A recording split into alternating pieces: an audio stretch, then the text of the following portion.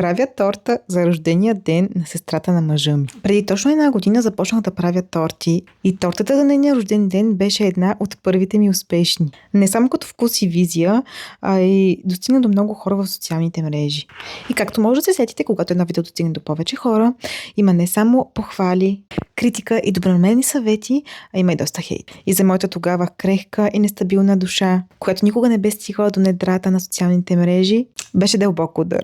Но щом сега гледате това видео година по-късно, може да предположите, че съм го преживяла и не съм се отказала. Просто наистина не очаквах, че някой ще ме хейти, защото си седя вкъщи и си правя някакви тортички там. В смисъл, сега съм вече помадряла и закоравяла и знам, че колкото и красив, способен, умен, целеустремен, постигащ, общо взето какъвто и да си, винаги ще има някой, който не те харесва, винаги ще има някой, който те критикува, винаги ще има някой, който да говори за теб.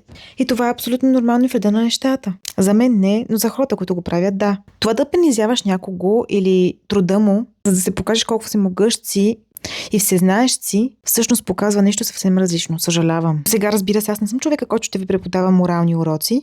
Ако вие самите не достигнете до там, значи всичко е кауза предута. Единственото нещо, което искам да кажа е, че негативните коментари по-скоро не идват от младото поколение, както сме свикнали да ги заклеймяваме, а напротив, от по-възрастното. Хора, които могат да ми бъдат майки, бащи, баби. И не говоря за всички градивни коментари и за всички интересни неща, които ми пишете. Говоря за онези хора, които ми казват какво трябва да правя и си мислят, че тяхното мнение изобщо не може да се постави под въпрос. А още по-гадното и неразбиращо нещо, което се случва, е, че дори обиждат. Сега, стига вече мъдри мисли и фрази и ако се стигнали до тук, е време да ви кажа каква точно торта правя. Разбира се, съм я качила в описанието подробно. Блатът е с кафяво масло, кремът е с заквасена сметана, маскарпоне, течен шоколад, но крема, защото аз нутела не обичам. Да, не обичам нутела. И малко разтопен шоколад, за да стегне. В първия слой сложих натрошени ванилови бисквитки, а във втория сложих от малинките на двора.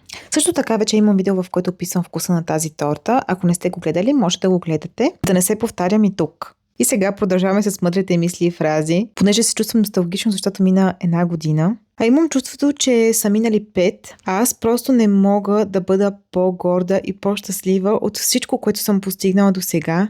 И колкото незначително това да се изглежда сега за мен, дори за някой от вас, преди беше немислимо.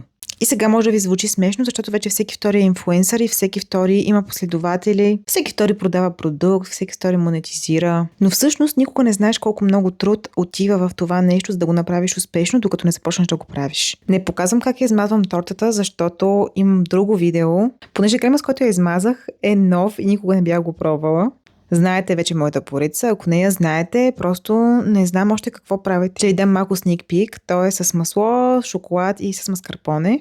А междувременно аз украсявам супер семпло с малинки отгоре, които ги намазвам с сладко от кайсии. И накрая на това видео искам да ви кажа нещо, което може да е много клиширано. Работете със своите мечти. Не чакайте днес, не чакайте утре. Започнете сега и ще видите колко лесно ще стане всичко. Това си казвам и показвам всеки ден. Пожелавам на всеки един от вас да работи своята мечта на работа и на всеки един от вас да бъде щастлив, каквото и да прави в живота си. А ако вие имате сходни на моите възгледи и това видео ви хареса, може да ме последвате и да ме подкрепите. Чао!